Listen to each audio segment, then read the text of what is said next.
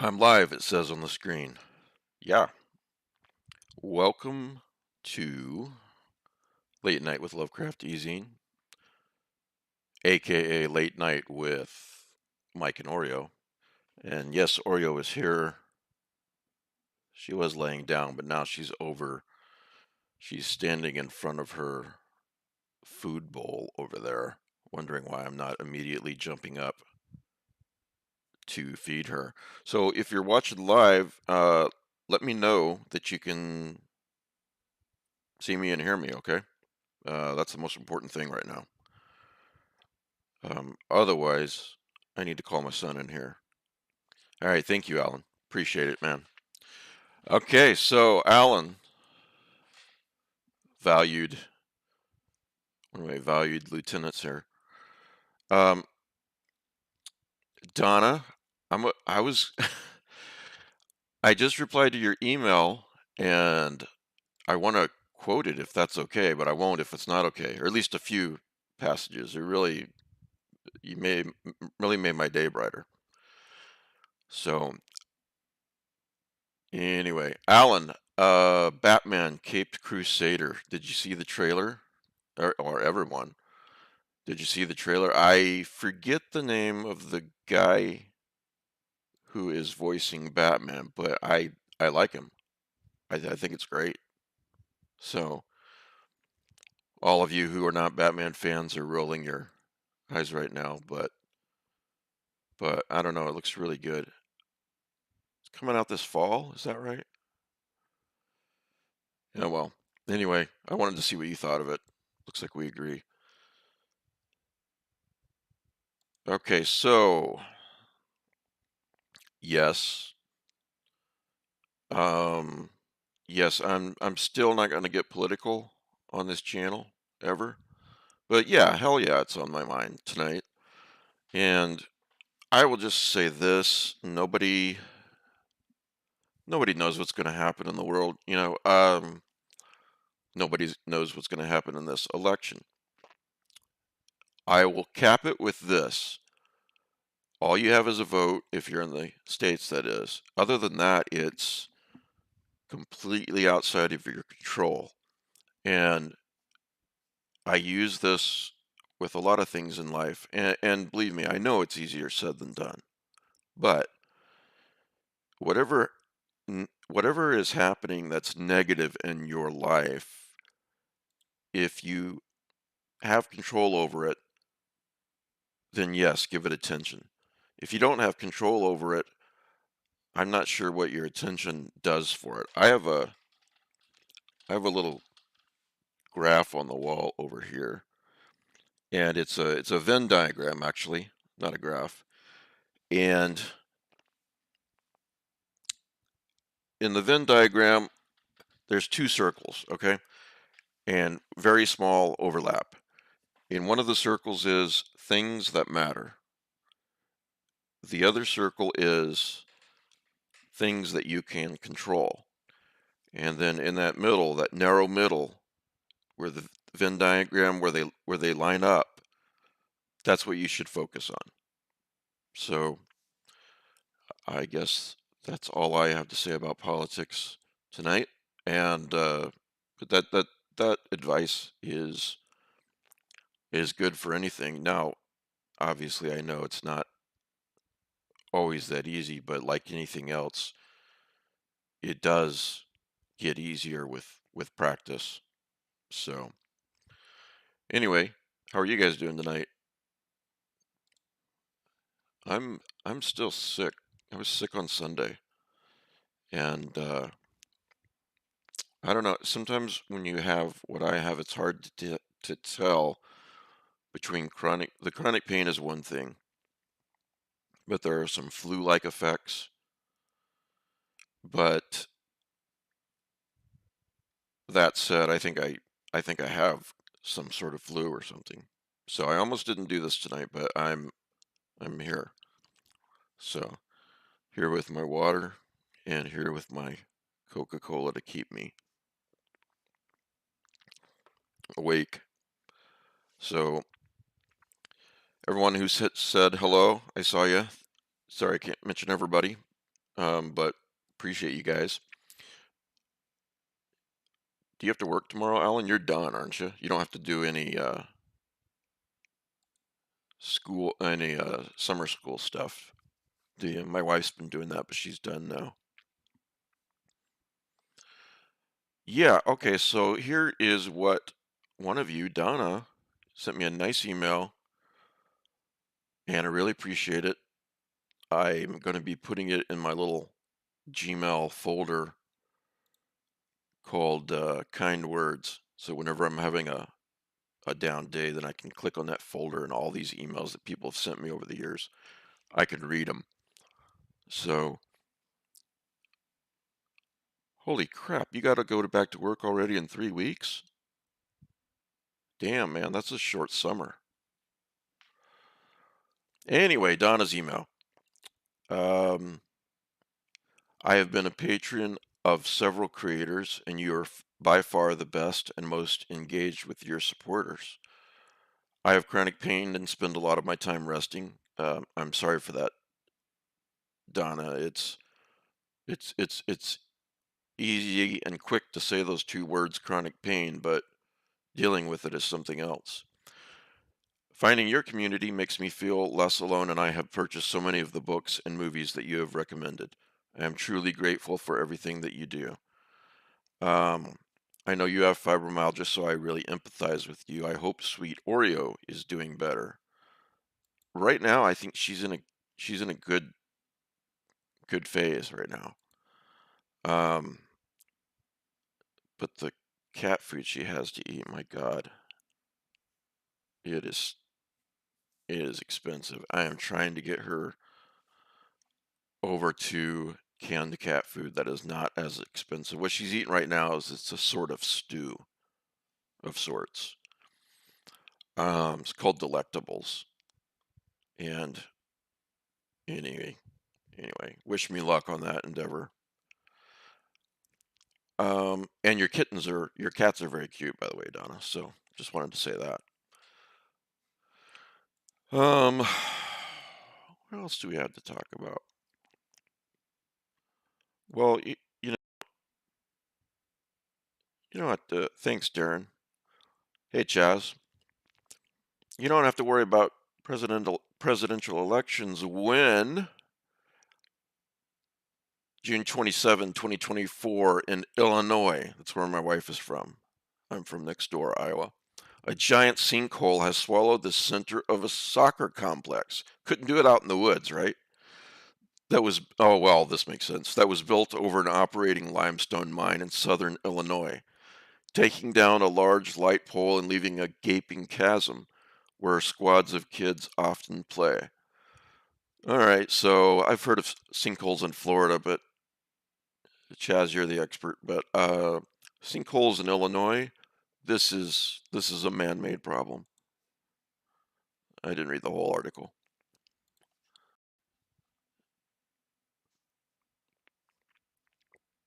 Yeah, really. Silent Hill game. We're back to the monoliths, apparently. Shiny monolith removed from mountains outside Las Vegas. How it got there is still a mystery. Uh, well, I don't think aliens put it there, but it is kind of cool. It's 6'4", so it's not that monolithic. Um, I mean, 70 feet tall would be something else. Now that I'd like to see. It looks like they've removed it. I think some people have time on their hands and money and are just bored.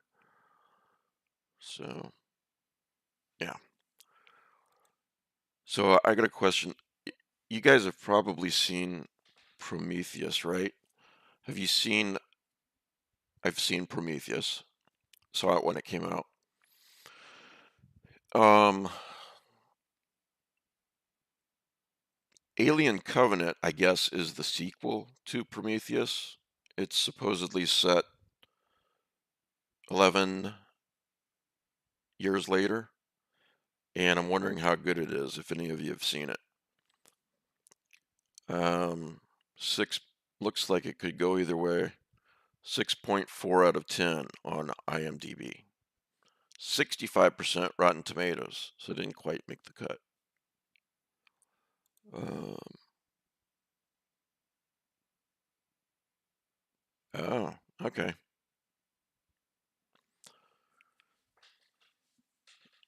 Yeah, I mean, well, it's a movie, but you don't. I mean, movies are great and everything, but I always think I'm taking time from reading books.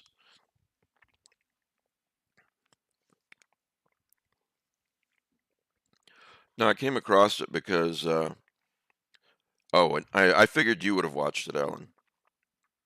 The ending's frustrating. I came across it because I was refreshing my memory on the poem Ozymandias, and apparently in the movie, an AI quotes from the poem. So, I don't know.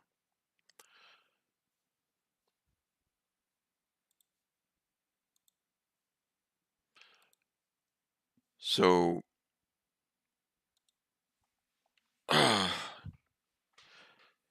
anyone read Marcus Aurelius Meditations? So I've got it. I've read it, but it's been too long. I need to reread it. Um, Mr. Jerry Seinfeld has read it and is a big fan, apparently. Here's a quote. Marcus Aurelius had this fantastic philosophical observation on life. Everything that you're worried about is going to be gone like that. The people that are criticizing you, they're going to be gone. You're going to be gone. All this hand-wringing, worry, and concern over how people are viewing me, someone said something bad about me, and you get so upset about it, is wasted time and energy. Marcus Aurelius says your only focus should be getting better at what you are doing. Yeah, Stoicism. Focus on what you're doing, get better at what you're doing. Everything else is a complete waste of time. Well, I don't know if everything else is a complete waste of time. I didn't get that from Meditations, as I recall, but I love the point that he's making here. I read a book a while back, and I pulled it up, a book called The Sunny Nihilist. And who wrote this book? I got to get back to Sunny Nihilist by Wendy Syfret, Syfret. Um,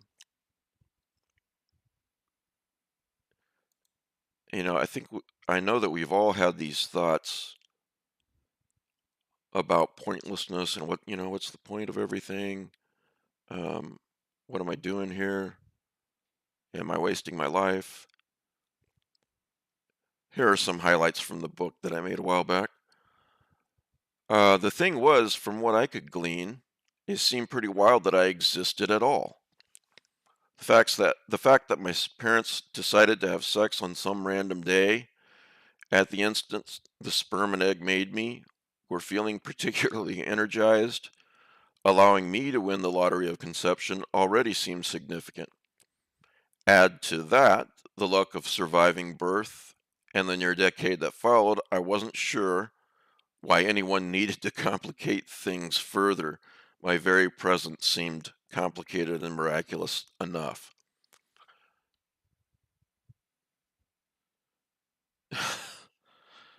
She told you you're a foundling, Chaz?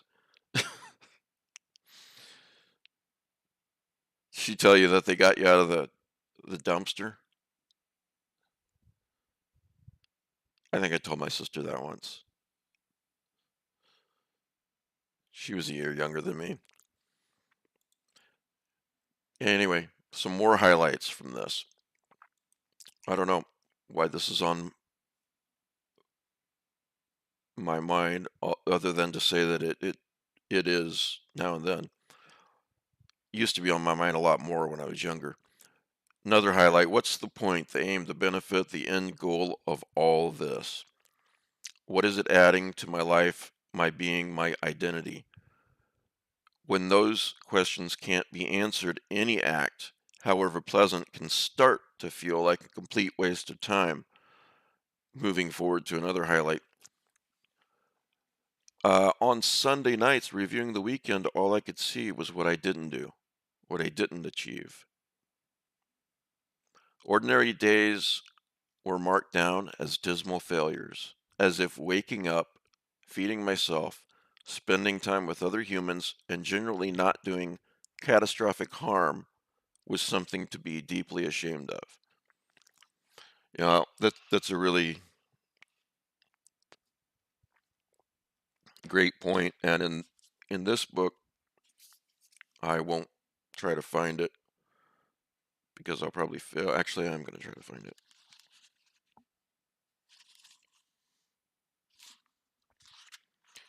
Talks about, and I've probably quoted this before, but I just like it so much. Yeah, I can't find it. Um, let me find it on the Kindle version. Give me a second. Take 30 seconds if you got them. Let's see. What am I looking for? Oh yeah, Dictionary of Obscure Sorrows. Um, Hi Oreo.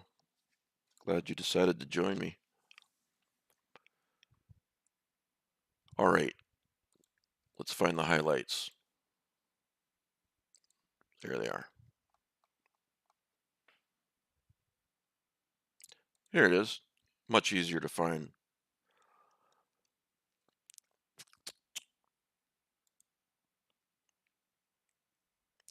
We'll get used to watching our feet as we walk, occasionally stopping to hurl a single probe, talking about the space program, into the abyss like a message in a bottle.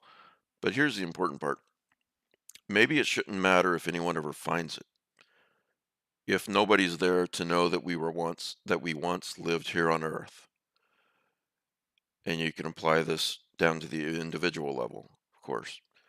Maybe it shouldn't matter if anyone ever finds it, if nobody's there to know we once lived here on Earth. Maybe it should be like skipping a stone across the surface of a lake. It doesn't matter where it ends up. All that matters is that we're here on the shore, trying to have fun and pass the time and see how far it goes, which I think is a very healthy way to look at life. Oh, I'm glad you like it. The book, I mean, Dictionary of Obscure Sorrows. Here is the big highlight from The Sunny Nihilist. And if I'm not boring you guys, I'll read this. Then it hit me. A realization rang out so clearly that another person might wonder if it was divine intervention. Quote, who cares? One day I'll be dead and no one will remember me anyway. Well, we've probably all thought that, but this gal really implemented it into her philosophy. The sense of relief was immediate. Straightening up, I looked up at the sky and thought, I'm just a chunk of meat hurtling through space on a rock, futile and meaningless. My chest relaxed, my lungs inflated. For the first time in years, the mist cleared. I thought of everything I cared about, stressed over, lay awake at night worrying for, and saw it for what it was, ultimately pointless. In 100 years, no one would give a shit about my job, and no one would give a shit about me. Um, there's more, but you get the point. Um, if you're doing something fun, playing a video game, reading a beach read instead of something deep, quote unquote deep, watching TV, watching The Simpsons for the 30th time, and you say to yourself, I'm wasting time. There's no, this is pointless. Yeah, yes, it is pointless. It is pointless because everything is pointless. So don't put so much pressure on yourself. Now, obviously, well, not obviously, but anyone who knows me knows that I truly do believe in kindness. I truly do believe in, um, make these small random acts of kindness. And I don't take this philosophy to mean do whatever the hell you want because nothing matters in 100 years. What I take it to mean is when it comes to kindness is that we're all stuck in this boat together. You know, no one's going to be thinking about my discussion tonight on the 27th of June 2024, 100 years from now, 1,000 years from now. But you guys are.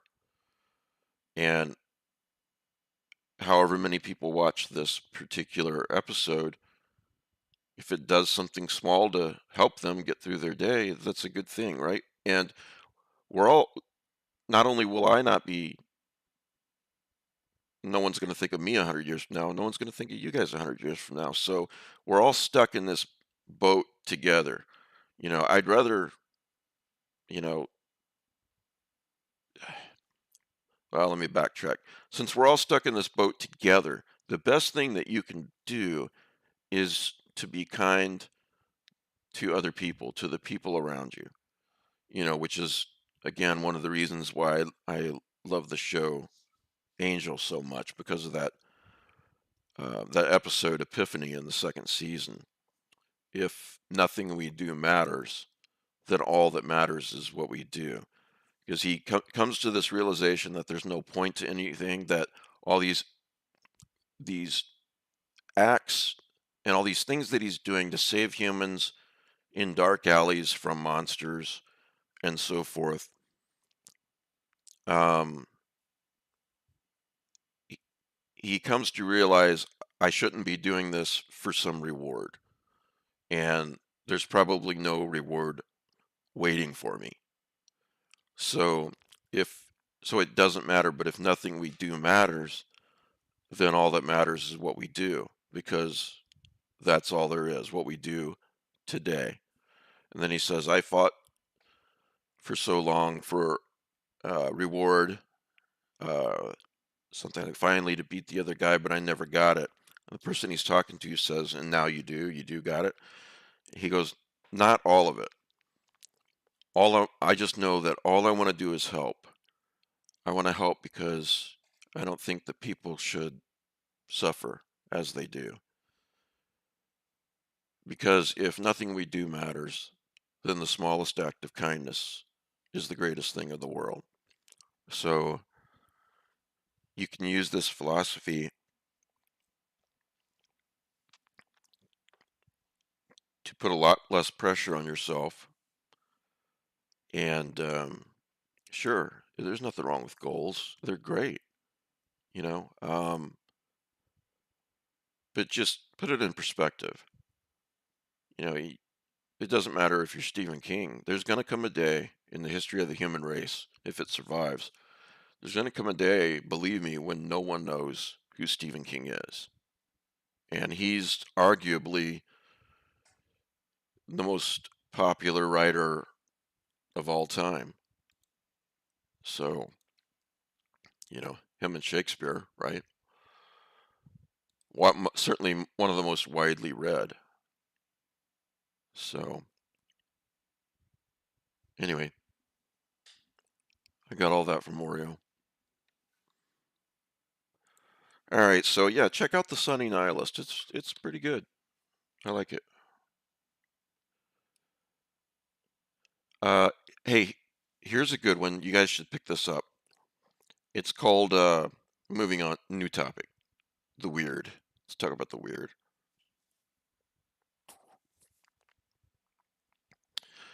Hey, Dave.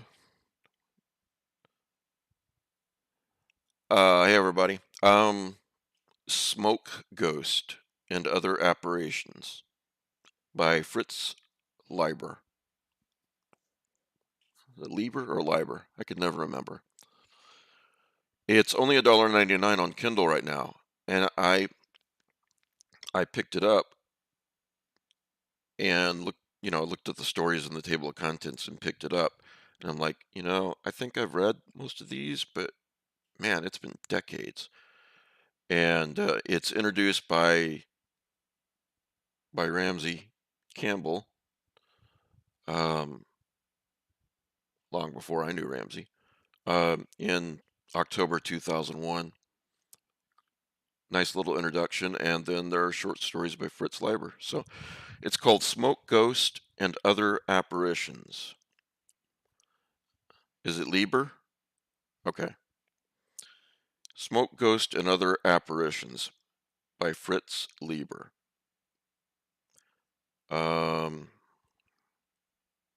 Jake says, what does weird fiction mean? And is it possible to have weird nonfiction? I don't know if it's possible to have weird nonfiction, unless you're referring to weird things that happen in life. Like something that happens. Well, yeah, I suppose something that happens to you that you can't explain. Because for me, like I always say, anyone you ask, 10 different people, you'll get 10 different definitions that are familiar with weird fiction. But to me, one of the definitions is it's loose, but you know, this happened, this really strange thing happened, and I can't explain it. I don't know what the hell's going on. Uh, Many examples of this. The short story The Night Ocean that I often talk about by H.P. Lovecraft and R.H. Barlow is a really great example of this. It's an entertaining story where something strange happens. This guy brushes up against something weird on a Florida beach, on vacation on a Florida beach. And he knows something weird happened, but he's never quite sure again what that thing was. So, but don't let the lack of an explanation stop you. It's called The Night Ocean, and you can read it for free online. You can also listen to it if you are a Patreon at $10 and up. Just go to the main Lovecraft eZine Patreon page and click on collections. It's really neat. If you haven't noticed this, Patreon's doing this thing where it's like it organizes your posts. If you're the creator, it organizes my posts. So you can go down and you can click on one that says, actually, let me pull it up so I tell you right. Patreon.com/LovecraftEzine. I'll try not to forget the overall point about weird fiction. Click on collections and you'll see like our Evil Rewatch series. Nadia Bulkin reviews. I got to get her on the show again. And then down near the bottom, at least right now, fiction Patreon podcasts. So The Night Ocean is in there from a while back.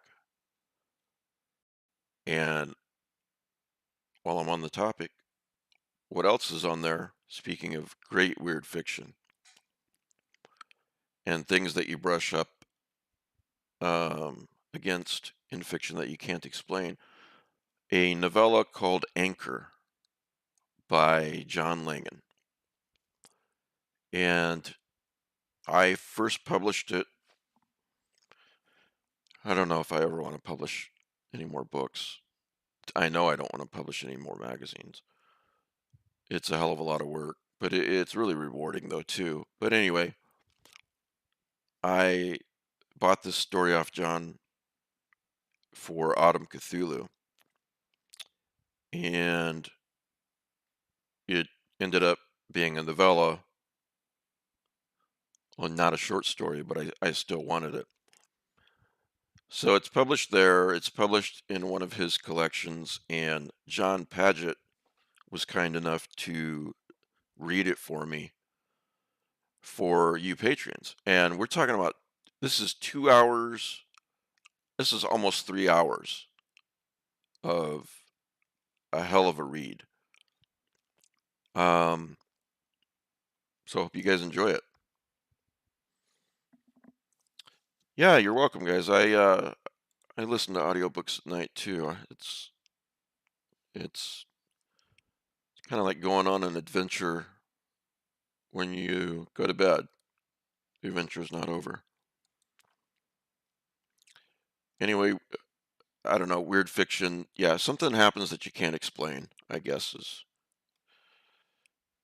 And I don't know where to start with Ramsey. I would say it depends on what you're looking for. You know, he's got so many great novels out there, but he's got so many great short stories out there, right? Um, so if you're in kind of a Lovecraft mood, you could start with a lot of his short stories. One of his collections. Um, he's got a book called The Overnight that's been a long time since I read it, but um, here's the description of The Overnight, and it's appealing because it was appealing to me when I bought it a long time ago and read it, uh, because it's centered around a bookstore. So here's the Amazon description. Um, a bookstore can be a wonderful, welcoming place of both commerce and curiosity. There's some alliteration for you. That's the go for Woody, an American recently transferred to England to run a branch of texts. He wants a clean, orderly store and lots of sales to show his bosses when they arrive from the States for a pre-Christmas inspection. Not easy given the shop's location in a foggy strip mall, and things keep going wrong, no matter how often the shelves are put in order before the doors are locked at night. When the staff returns in the morning, books are lying all over the floor, many damp and damaged beyond repair. The store's computers keep acting up, errors appear in brochures and ads, and orders disappear completely. And even when the machines are turned off, they seem to glow with a spectral gray light. The hit and run of an employee in the store's parking lot marks a turning point. One employee accuses another. Let's move on. Desperate all these problems, Woody musters his staff for an overnight inventory, hence the name. When the last customers reluctantly depart, leaving almost visible trails, the doors are locked, sealing Woody and the others inside for a final orgy of shelving. Not the way I would have phrased it. The damp, gray, silent things that have been lurking in the basement and hiding in the fog may move slowly, but they are inexorable. This bookstore is no haven, it is a doorway to hell. So, you know, there's a lot of ways you can go with Ramsey Campbell. I mean, I think he's literally the most, decorated writer in horror, with awards for whatever that's worth. So, yeah.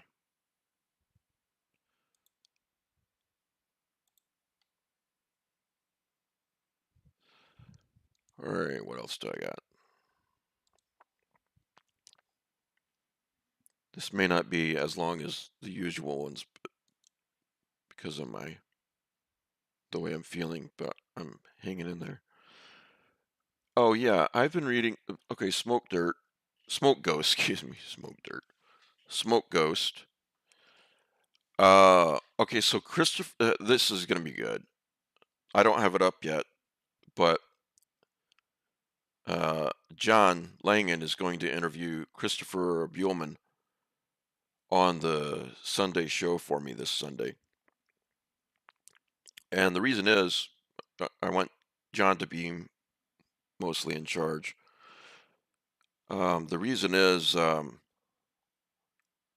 his publisher sent me an email a while back about his new fantasy novel, The Daughter's War. And notwithstanding that I love The Lord of the Rings, I'm really not much into fantasy. And I basically said to John and the others that I want to support Christopher, but this just isn't my kind of thing. I like his horror novels. They're great. They're really great. I'll get to that in a minute. So John's like, I'll do it. So that should be a really, really good time. Um, so speaking of Christopher, let me let me help you empty your wallets a little bit if you haven't done this already. Okay. I first came across him. We were at Walmart and Danielle was shopping, so I just immediately went to the book section, of course. And I saw a book called Those Across the River, and that was my introduction to Christopher Buhlman. And Those Across the River is a really great, um, you know what, I'm not going to say much about it, but it's a really good horror novel. Um, Now the other two books of his that I really love are The Lesser Dead and The Suicide Motor Club. They're both absolutely fantastic. The Suicide Motor Club, I think, is just the best of the three. And when I say that, I mean all three are absolutely top notch. I mean 9 out of 10, in my view anyway. The Suicide Motor Club is about these vampires that are basically running around the country in 1968. I'll read a little bit of the synopsis. They hunt on the margins of an America in turmoil, uh, on the wide new highways and in small forgotten towns. Using their powerful big block cars as weapons, they cause horrific accidents, feed on the carnage, they're vampires by the way, then hurtle back into the dark. Killing their prey and wiping the minds of those they meet, they remain faceless, hidden, until one woman survives the wreck that kills her family and carries the memory of their shining eyes and their teeth with her on a cross country odyssey of revenge. This is a story you will remember on long drives down lonely roads and on starless nights when you wonder about your fellow travelers, especially the one that just got behind you with no headlights on. Um, the audiobook is really great too. The Suicide Motor Club is the story. Christopher, I think he read that one. He's read a lot of his own books for Audible.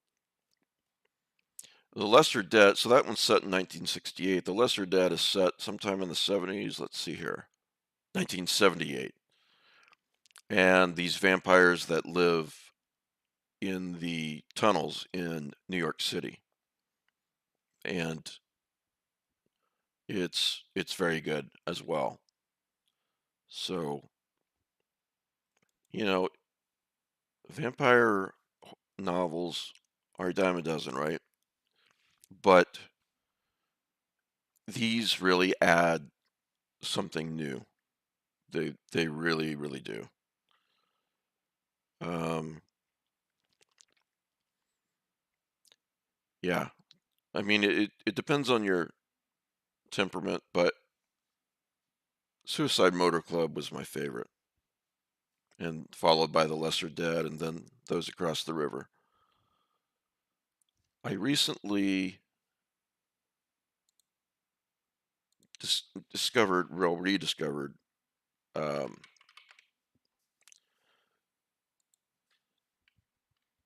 Let me pull it up here. J.B. Priestley. I was reading another book that mentions some of his books, and I think I read a couple of his books when I was young, but here is a novel called Benighted, Benighed, and Orrin Gray introduces it. Um, it there's a movie called, I think in the 30s, called This Old Dark House. Um, that's adapted from the book.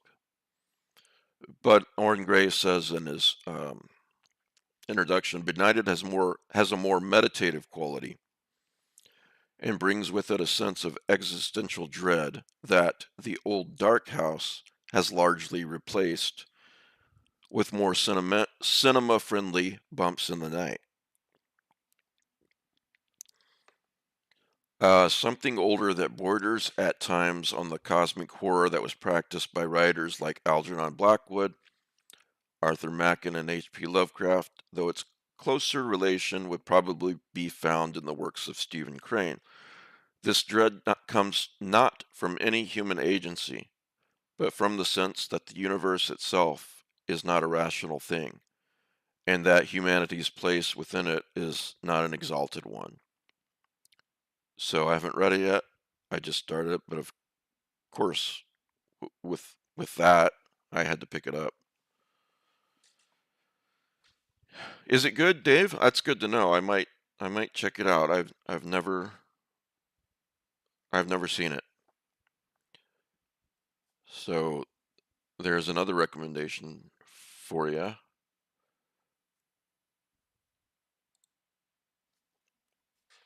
have to keep turning my Kindle on because it keeps turning off. Oh, back to Christopher for a second. Here's a book of his I haven't read that's not fantasy. I just discovered it tonight. I don't know how I missed this. Called The Necromancer's House.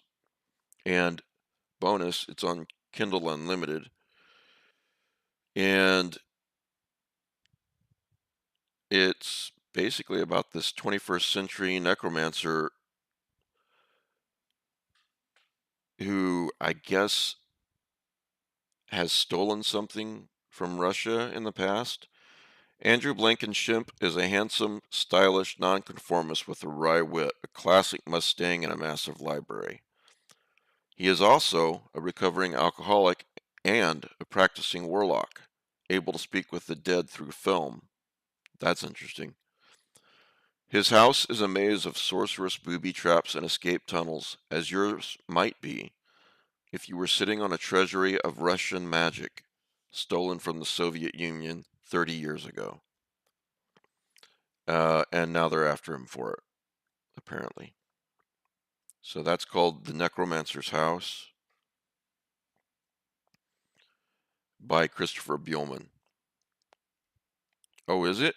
It's free on Audible too, if you have Kindle Unlimited. And in addition to that, I'm making my way again through Blood and Gold by Anne Rice. I always thought Lestat was a petulant child, but older vampires like Marius, the subject of the book, um, I guess he's over 2,000 years old, if memory serves, and he's a lot more stoic, getting back to stoicism. So, so there you go. Those of you who are patrons at $10 and up a month, you'll have to let me know um, how much you enjoyed Anchor by John Langan, read by John Paget. John's got a great voice. So,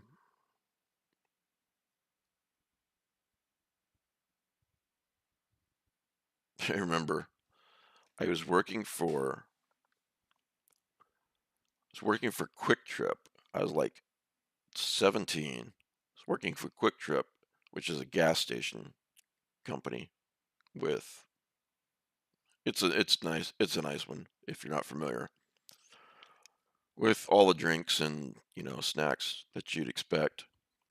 And so I just started working there and I was just this kid, didn't know anything. And apparently, like in the second week I was there, the owner of the company at the time, this was in the 80s, was touring most of the quick trips in the nation. And I didn't know why telling them ahead of time was a good thing because we were like, claim the store, he's on his way, he gave all the quick trip managers, they gave him a schedule. And the funny thing is he wanted everyone in the company to refer to him as Uncle Chet. Yeah, Anchor by John Langan, Cody. Um, it's in Autumn Cthulhu too. And so the point of this story, if there is one, is so Uncle Chet comes in, he tours the store in about 5.5 minutes, if that, and then moving on. And so this older guy I'm working with, after all the work that we had done to clean up the store, uh, to extra, to greater heights of cleanliness, I guess, um, and all the other things that we were supposed to do. He's like, "Wow, I don't." Almost makes you think he was so in and out so quick. It almost makes you think, "What's the point?" And I'm like, "What's the point? You're getting paid. That's the point. It's not whether the owner of the company likes you."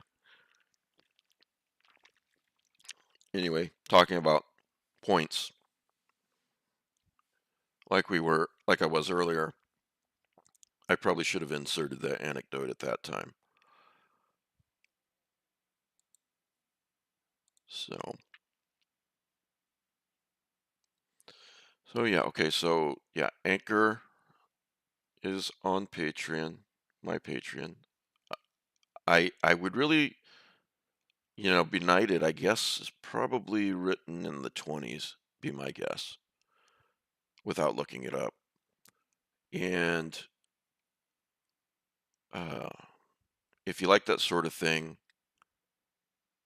then check it out and be sure to let me know what you think because I've started reading it too. It's been a while since I read the Divine Comedy or yeah, it's been a while. Um, but yeah, I have. Not in the original, of course.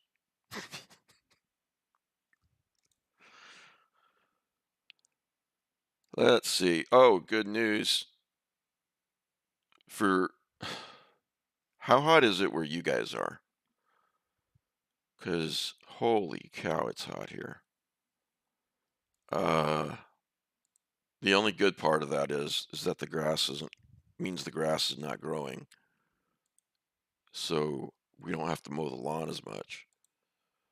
But it's been in the high 90s, and apparently our little cold snap is over because it's going to be highs of 100 for the next few days. That's what summer is like in Texas here, and look in many other places. Allen, um, the humidity varies, Darren, but I don't think it's very high right now. But summer in the greater Dallas area in Texas is 100 degrees a day, with no clouds in the sky for weeks on end. It's so boring. It's so goddamn boring. Give me some rain in the 40s. That's what I want.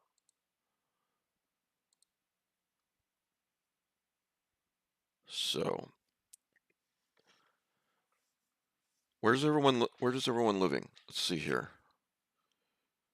Thunder getting mid 80s, Tennessee. Summer in Iowa could get hot. It could get in the 90s, and it could definitely get humid.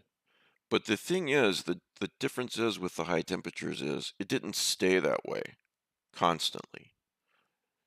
Even in the summer, it would go back down to the 80s sometimes. Of course, the world's getting warmer, but and then the other 3 seasons are very pleasant.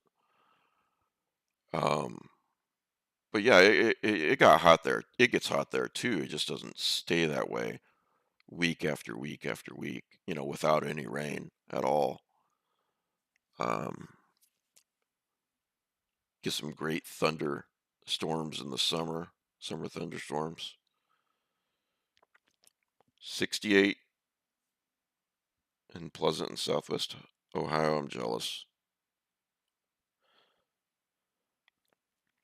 Yeah, when I moved to Iowa when I was a little kid, the big thing that everyone kept telling me, my parents and others were like, "Yeah, you'll get to see snow for the first time." And I'd seen a little tiny bit of snow in Texas, I think, but not much.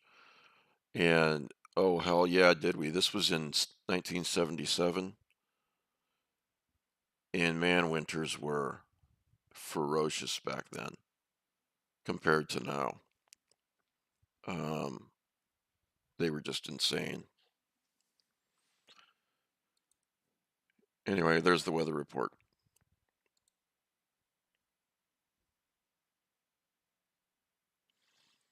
70s and 80s, Cody. I'm jealous of that too. Okay, I made it. As I said, I'm not feeling all that great. I made it almost an hour, right? That's good. And remember, on Sunday, um, John Langan's going to interview Christopher Buehlman. And if you haven't checked out his horror books, and if you like fantasy, his fantasy books, you should. I'm sure his fantasy books are great because he's a great writer. I'm just not into fantasy. Um, but Suicide Motor Club, definitely check that out. And The Lesser Dead, if you haven't read those two novels. And those across those across the river stars another monster that we know and love. Monsters. So anyway, hey guys, thanks for thanks for putting up with me. Thanks for listening to me. Um, I'm probably depends on the library, Darren, but yeah, I'm sure a lot of them. Um, like I said, made it almost an hour, but next Thursday I'll make it longer. Promise you that. So thanks for thanks for hanging out with me, and thanks for sharing your Thursday late night with me. You guys have a great night, and I will see you on Sunday. Okay, night.